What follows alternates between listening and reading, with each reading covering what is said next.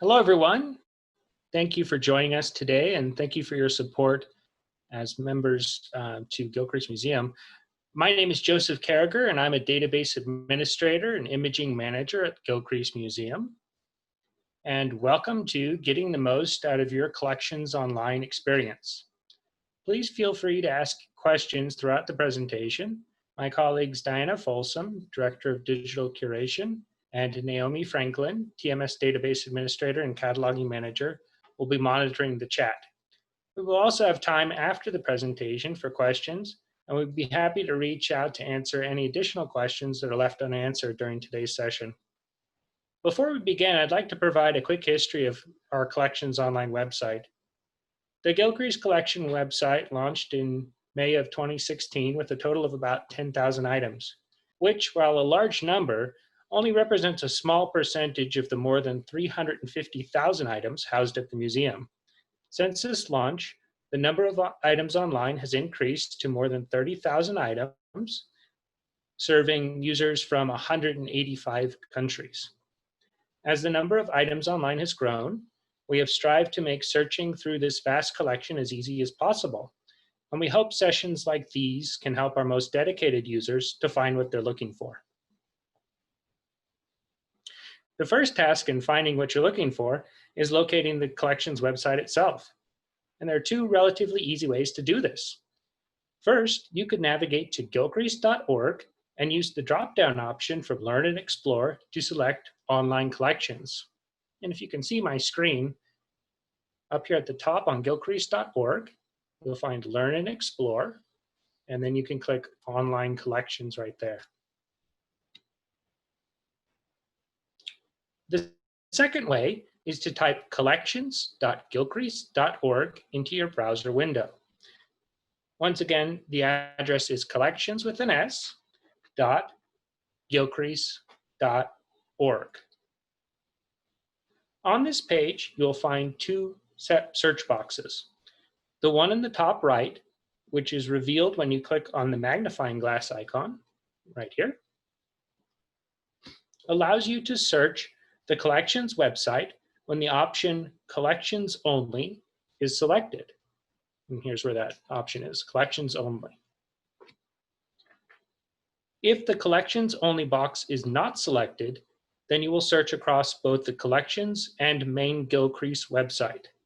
And this has caused some confusion in the past when researchers were searching for what they thought was going to be items, and they found some events at the museum. So just to reiterate, if you want to search for collections items, make sure that Collections Only is checked. The other search box is located in the center of the page below the words Online Collection. Right here. This is our preferred search box and will automatically search on the collection site only. These search boxes can help you locate objects, collection level records, articles, user galleries, and more. When using these search boxes, there are particular words and punctuation that can greatly improve the results returned. So let's say, for instance, that we were looking for paintings of George Washington. My initial recommendation would be to put the words George Washington inside of quotation marks.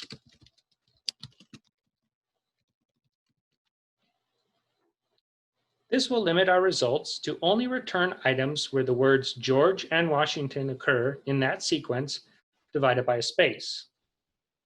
This is also known as an exact search. So let's go ahead and perform that search. You can see that our results contain only items related to George Washington, and we have 29 items that have returned. The number of items that returns is right here.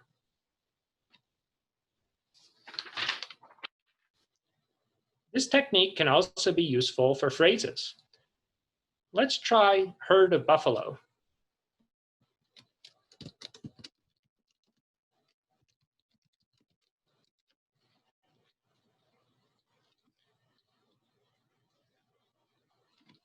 As you can see, this can be a very helpful way to narrow a search, to find exactly what we're looking for.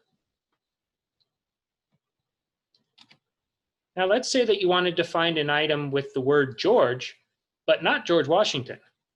In this case, you could include the word not between George and Washington.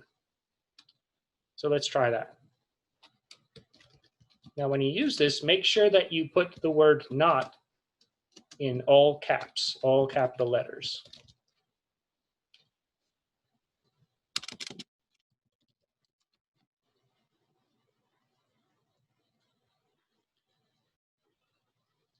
You can see by using this word, we've now located images of Lake George, Fort George, and George Lowry, but not George Washington.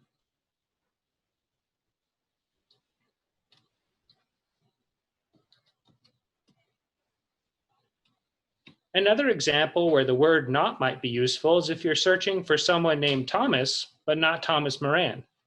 As you might know, we have a lot of items by Thomas Moran at the museum, and I'm definitely not complaining about that. So you might try to search Thomas, but not Moran.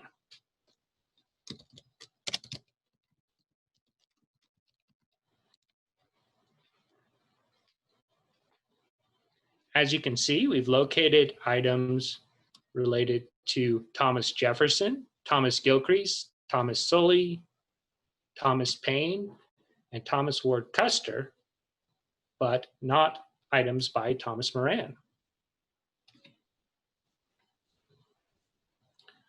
If you instead wanted to find any item that contains the words George and Washington, but not necessarily in that order, you could use the word and between George and Washington.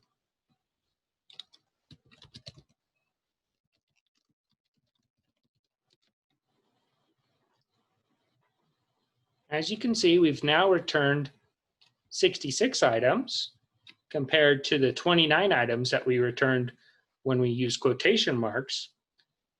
And all of the items here have both the words George and Washington, but are not necessarily related to George Washington.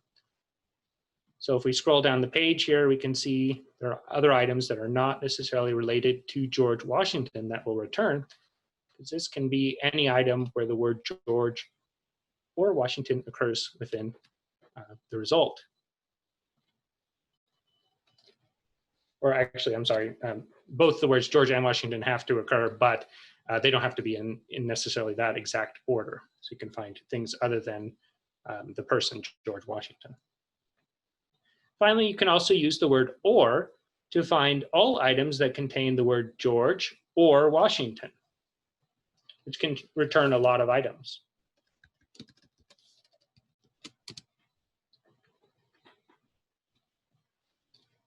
So by putting George or Washington, we ended up with 1,366 items.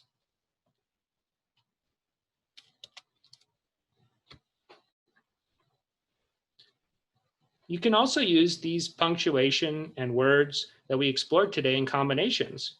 So for instance, let's say we wanted to find items related to the artist Charles Russell, but not his artworks. We could start by putting Charles Russell in quotation marks. We see if we search on that, we'll find a lot of artworks by Charles Russell. Well, let's say we weren't interested in his artwork today. We wanted to find other items related to Russell. We might add not art.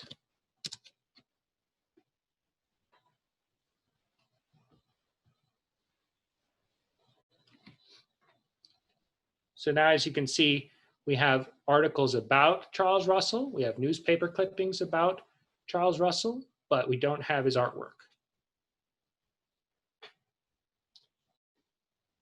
We also have a number of custom search options that are available to help refine your searches. And these are located adjacent to the search box, right over here where it says options. We're going to actually head to the home page and we'll look at the options from here. There we go. Perhaps the most used of these is the first option, accession/identification number. An accession number is the number that the museum uses to identify objects within its 350,000 plus item collection. So as you can imagine, it's fairly important. If you have an accession number, you can enter it here. And the only item that will return will be the item that's associated with that number. So right here, let's put in the number 01.2012. And as you can see, we've only returned one item, and it's El Volcan. If we click on that item, we can see on the row accession number, our accession number, 01.2012. And so that's why that one returned.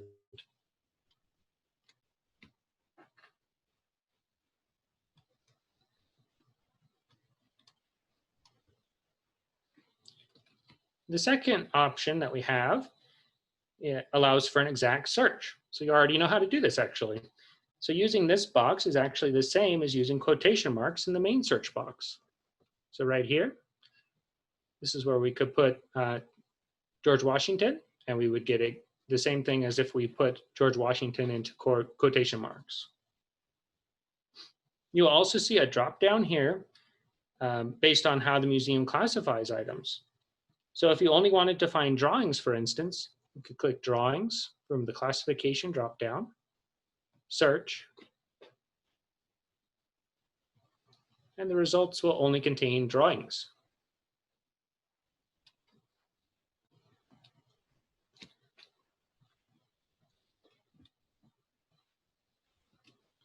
Finally, the last area of the options section is suggested searches.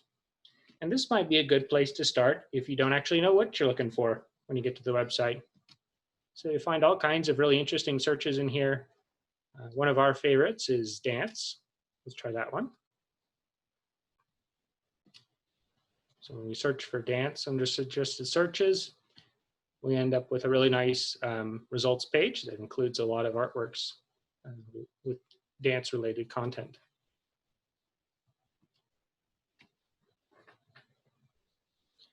Okay, well, those were the main features that we were going to touch on today. But a few final points before we jump to the questions. In many of our examples today, we use proper names, but remember that you can also search for concepts, locations, events, or items depicted.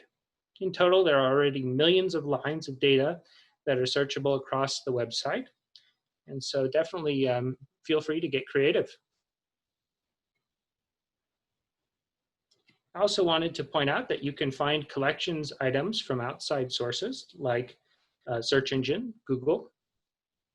So if you find yourself most comfortable using Google, for instance, try adding the words Gilcrease Museum to your searches, and you should be able to find things from the Gilcrease Collections website.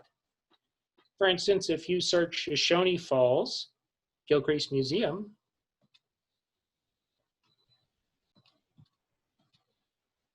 let's try that.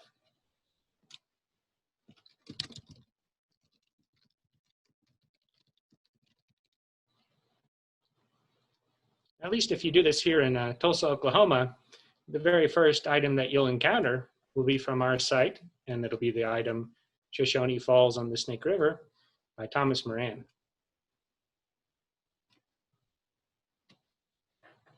Okay, well, thank you so much for your patience today as we covered a lot of ground.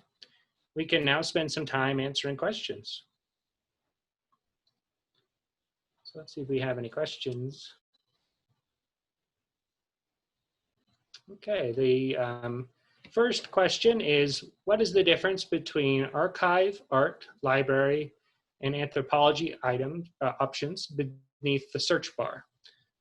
So that's a great question. So there's a few different places that you'll see those options. If we just head back to collections.gilcrease.org, you will see art collection, anthropology collection, archive, and library collection, anthologies. These are going to be different areas where you can find different kinds of content related to those different department areas. So for instance, if we were to click on art collection, we could find things like browses, articles.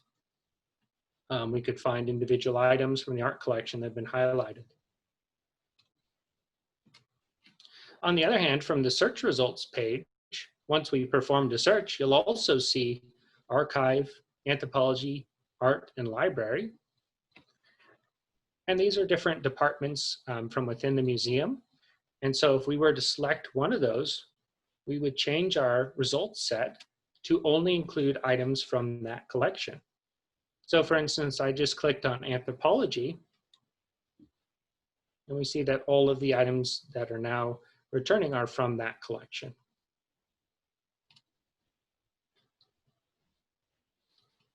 Okay, let's look at another question. So we have another question, which is, where can I find the accession number? So that ever valuable accession number, you can find it from the actual item pages from the collection's website. And you can also find it from the labels at the actual museum. So if you're wandering through the museum and you're looking at an item, on the label, you'll see a number, and that'll be the accession number. And so if you write that, oh, I see. Okay, so we can answer live. Sorry, I'm learning this. So what you can do is you can write that number down, and then if you put it in the options area here, with accession number / identification number, then that item will return. If you're on the collection's website and you'd like to find out what an accession number is, you just want to select the item. And then over here on the right, you'll see item information listed with different rows. And so you'll see under accession number, that's where you'll find the accession number for the item.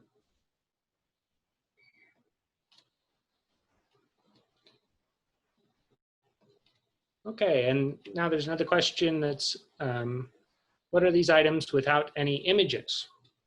So while you're searching on the website, you may encounter some items that don't have museum images with them. And that could be actually a variety of content. And so one of the things it could be is a library record. So these will be books. And what you'll see is that these have a little book icon. And they're not going to have the whole book online, but if you click on them, you can find out some information about this book in the metadata. So if you wanted to look at it, you could maybe schedule a time at the Hallmark Center for American Research. You'll also find some other items that could be articles. We have a content called browses. This is where there'll just be a grouping of items, associated items. And so that's another type of content you could find that wouldn't have any images associated with it. We have another question that is, when will more items be online? Okay, that's a really good question. So we're actually always working on adding more items to the website. I've always been amazed at the process of getting things digitized, as we call it. And so different item types can take a lot longer than others to get online. So whereas we may be able to get through 100 pages of a book in a day to image and catalog and get them ready to go online, it might take us an entire day to image a single garment of clothing. And so when will there be more items online? There will always be more items online. We're constantly adding, but some items do take longer, and it is a very large collection, so it will take us a while to get through it. But that is definitely our goal, to get more items online.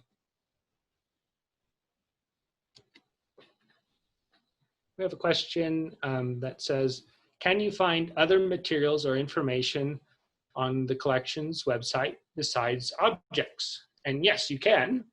So let me show you how to do that, actually. So I'm just going to do a blank search. So a search without any terms in the search bar. And you see we have this section called Add Filters. So if you click Add Filters, in this very first area, and this can be a bit overwhelming, there's a lot to see when you look at the filters. But if we just look under content type here, you'll see different types of objects that we have online that are not necessarily museum objects. So we have things called galleries, which these are actually user created groupings of items. So some from the general public, some from our department, some from other museum staff. We have browses. So these are groupings of content that fit into some kind of theme. We have finding aids from the library, the archive actually.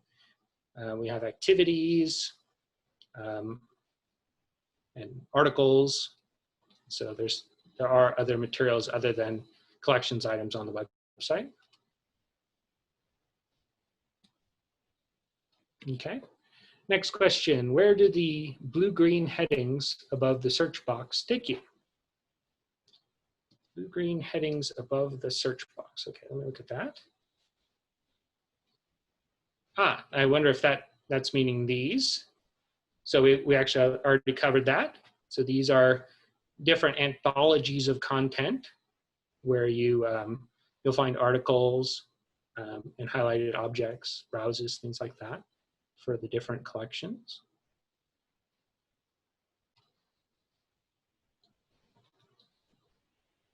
Okay, next one. Can you find, can I select multiple filters from the drop-down at once? Okay, so looking at the filters that we're looking at right now, yes, you'll find lots of different types of information here, and you can select more than one. So let's say that we want something that's from, let's say, the John Drew manuscript collection. So we can add that filter. And then you'll see below our search bar here, we've now got John Drew manuscript collection. And we can continue to add new filters. And you'll start to see that the list of filters actually starts to get smaller because we've now selected one bit of criteria, and we're only going to see those items that fall under the John Drew manuscript collection now. So we could pick things just from 1851 to 1875 and continue in this way until we've narrowed the search where we'd like it to be. So only results with images could be another one that we pick. And after adding those 3 filters, we're now down to 443 items.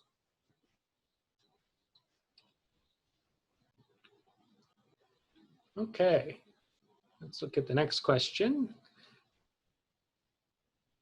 Can you find, oh, I already did that one. Can I select, okay, we already did that one. What is My Gallery's login? Okay, that's a great question. So you'll see up here the option My Gallery's login. And this is actually the login or the account page for your collections online website. And so if you want to, you can create an account here. And that is where you can actually then create your individual galleries that you can share with other people. So let me go ahead and log in here.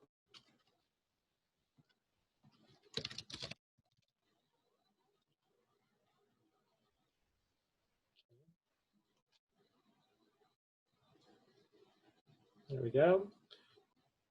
And so once I've logged in, these are some of the galleries that I put together. So for instance, this one's called Roaring Waterfalls. And I added these different pictures of waterfalls into this gallery.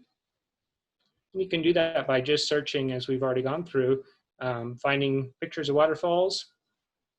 And then let me show you, once you're on an object page, you just go Add to Gallery, and then you just pick the gallery that you'd like to add it to or create a new one. And there's more to that, but it's a good introduction, I hope. Okay, next question. Is it okay for someone to download an image of a painting from the online collections to use as a Zoom background or screensaver? Yeah, so you can download images from the collections website for personal use, but know that different items on the website have different levels of access. And so once you're logged in, I'm glad we logged in, you'll see the option to download here above on your object page as well. And so some items will have this option, other ones will not. And this is dependent on their copyright status as well as other criteria. And so this item in particular, we could download and use for our screensaver if we felt so inclined. By others, you may not be able to do that. And there's also some items on the website where you'll get a larger image, depending on their status. Okay, next question is, do capital letters matter except for and or not? Very good question. So you do have to use capital letters for those. They're called search operators, and or not. But you do not have to use capital letters for other words. So if we were to put Charles Russell and we didn't capitalize C, that would be okay. Okay, next question. Can you show some of the browses? Sure. Yeah, we can look at a browse. So I'm going to head back to the home page. We actually redesigned this not too long ago. And if you look for the word browse at the beginning of one of the sections, those are going to be your browses. So this one's called Highlights from the Gilcrease Collection. And if we pick this one, we'll then get this custom grouping of items that were determined to be highlights from the Gilcrease Collection some years ago. And you can scroll through these. Of course, you can click on them to look at them closer. Click Load More to see additional items within this browse. And you can see in total there's 162 in this particular browse. You'll find browses on the home page, on the anthology pages like the art collection, anthropology collection, and so forth. And we can also add them to our search results if we add that filter.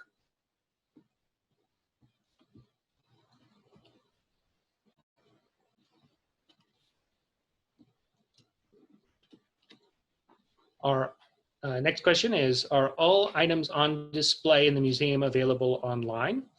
And the answer is no, but almost. So most everything that's on display is online, but there are a few items that are not. And whenever I'm walking through the galleries, I always kind of think to myself, oh, I know that one's online, I know that one's online, but every once in a while they get swapped out, and one of them will not be online. But I think that you'll have a pretty good chance if you search for an item that you find in the galleries online that you'll find it.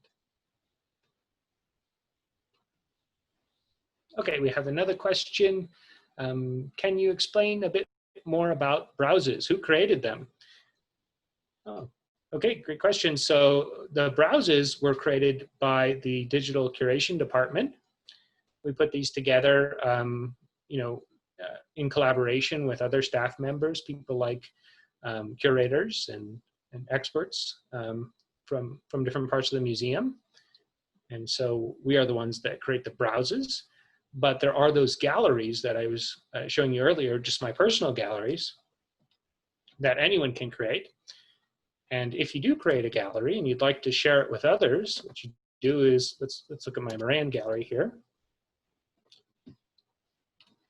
If you look at this little eyeball icon here that says private gallery, if I push publish, it's now a public gallery. And so people could actually find this gallery now when they search on the website.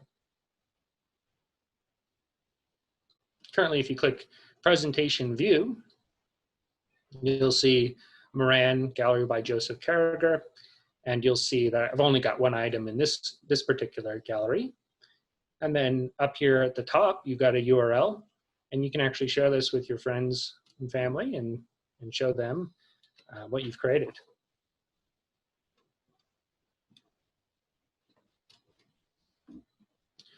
Okay, next question.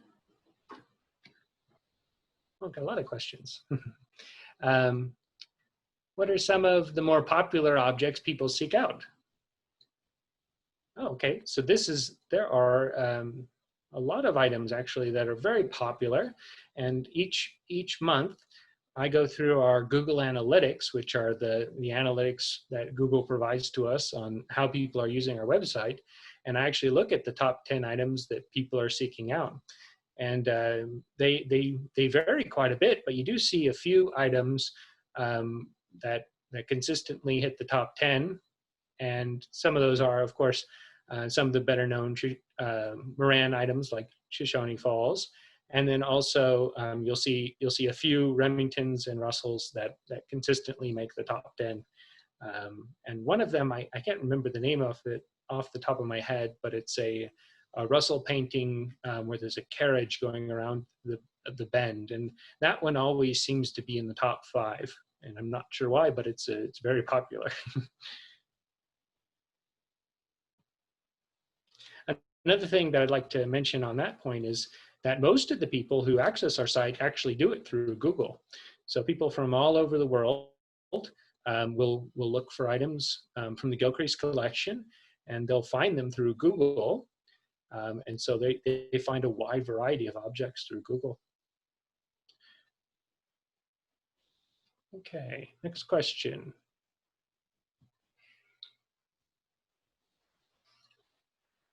Why can I zoom in on some paintings, but not others? That's for the very same reason that you can download some and not others, is that they have different levels of restriction based on when they were made, their copyright status, and there's a number of factors that our rights and reproduction expert will look at to determine whether or not they can be accessed at different levels. And so one of the things that you can do with the highlights group that we looked at earlier is you can actually look at all of those very closely. And so let's actually do that.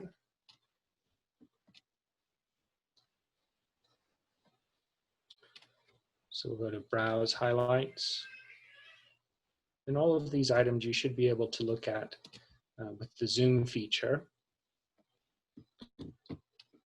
And so when you hold your cursor over the image, you can click this icon just to the far right here. It's called pop-up. And then the image will take over your screen. And then you'll be able to zoom in great detail on the items from this group. Some items won't have this option.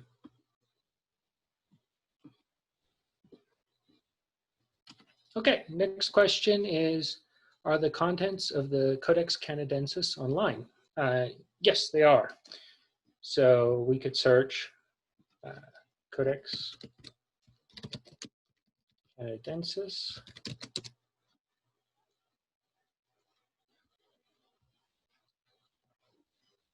Oh, I probably didn't spell it right. Let's try it again. Let's just try Codex. Here it is.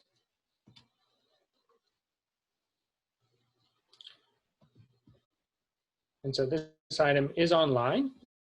And if you scroll down, you'll see that all of the pages of this book is online. And you can click through them down here at the bottom. And some people don't realize that you can actually drag over here or use the next or previous buttons here so that you can see the other pages when you have a really long object.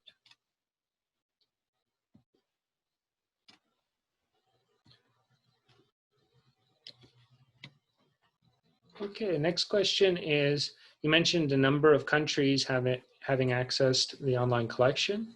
What are they looking for? And well, that really depends on sometimes we'll see spikes from various countries if there's a social media post in that country related to a particular item in the collection.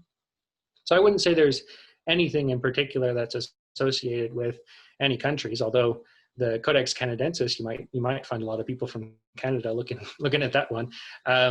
But for the most part, I'd say that there's not really a one-to-one kind of association between countries and what they're looking for, as far as I've been able to tell so far. One of the great things, though, about watching people from throughout the world accessing the collection is on our Google Analytics, we have this map, and every time a new country accesses our collections website, that country is then filled in on blue on the map of the world. And so it's really gratifying to see that nearly the whole world has accessed the collections website for Gilcrease, which is just great. Okay, I think we have time for a few more questions, maybe just 2 more. So our next question is, are there items related to the American Civil War? And And the answer is yes, there are items on our website related to the American Civil War. And of course, we also have lots of material from the time period leading up to the Civil War, and of course, lots of Oklahoma history all the way back to the removal period. And so, yes, we do have items online related to the Civil War.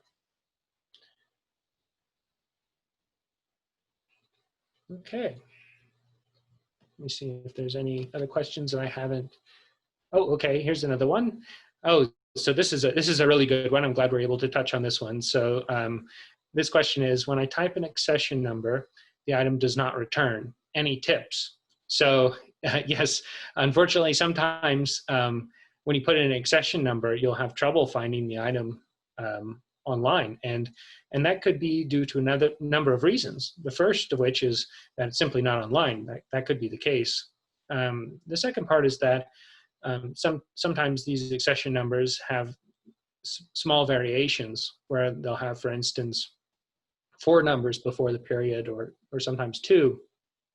And so depending on where you accessed that number, it may vary a slight bit. And so if you ever do have trouble finding something online with an accession number, don't hesitate to reach out to us, because we'll be more than happy to help you locate that item. Another question is there a thesaurus of terms used, such as bison or buffalo? And so, yes, we do use thesauri in the creation of our collections website. That happens at the cataloging step. And so our cataloging database is associated with various thesauri, including the AAT, which is the American Art Thesaurus. And so items from those thesauri would be linked to the records and then pushed online. And so we're constantly changing data in our cataloging database, and so we would be making those changes on a regular basis. Okay, well, I think that's just about all the time we have for today. It's now approaching 6:45, and I want to be respectful of everyone's time. So if you have any further questions, please feel free to reach out to me. My name is Joseph Carragher, and my email is joseph-carragher@utulsa.edu. That's JOSEPH-Carragher, CARRIGER, @utulsa.edu. And thank you again. Thank you for being a member at Gilcrease, and thank you so much for your attention and participation today. And we look forward to seeing you at the next members event. Bye, everyone.